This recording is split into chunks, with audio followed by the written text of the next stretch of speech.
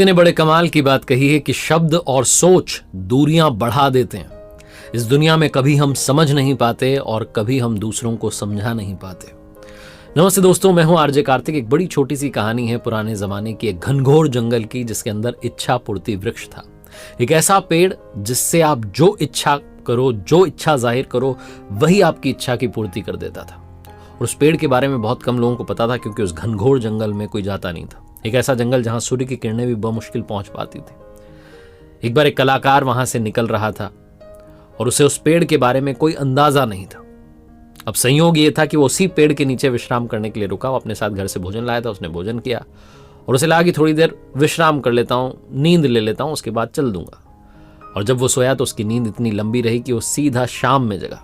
तब तक आसपास अंधेरा हो चुका था। उसे लगा कि अब तो मुझे यहीं रात बितानी होगी, इसके अलावा मेरे पास में चारा नहीं है।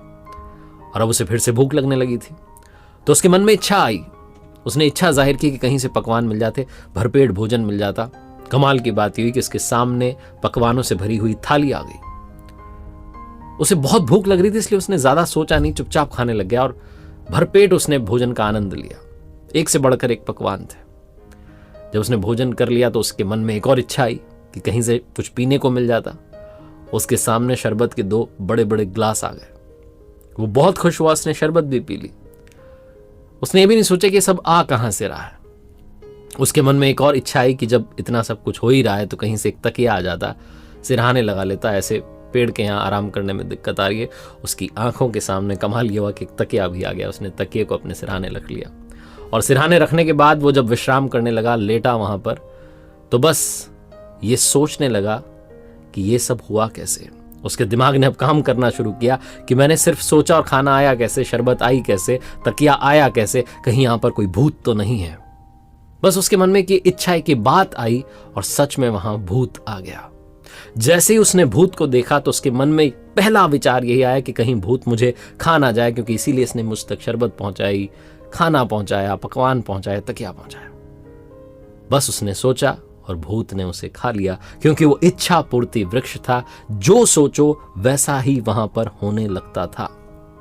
ये कहानी उस कलाकार की, उस इच्छा पूर्ति वृक्ष की, उस जंगल की नहीं, आपकी और हमारी है। हमारा दिमाग इस दुनिया का सबसे बड़ा इच्छा पूर्ति वृक्ष है। लेकिन कमाल की बात यह है कि हम हमेशा नकारात्मक सोचते हैं और वैसा ही घटने लगता है। बारिश हो रही होती है तो हम ये सोचते हैं कहीं बीमार ना पड़ जाएं, और फिर बीमार पड़ जाते हैं। जब हमारा व्यापार शुरू करते हैं, बिजनेस शुरू करते हैं, तो मन में एक थॉट आता है कि घाटा ना हो जाए, घाटा भी होने लग जाता है। नौकरी में जाते हैं तो लगता है कहीं बॉस ना डांट दे, बॉस भी डांटने लग जाता है। हम हमेशा उल्टा ही सोच रहे होते हैं कि कहीं बच्चा ना गिर जाए, बच्चा गिर जाता है, उसे चोट लग जाती है।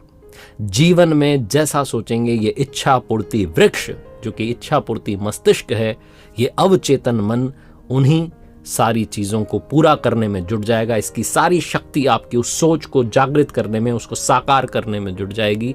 इसीलिए छोटी सी कहानी का सार ये कहता है कि जैसा सोचोगे वैसा पाओगे।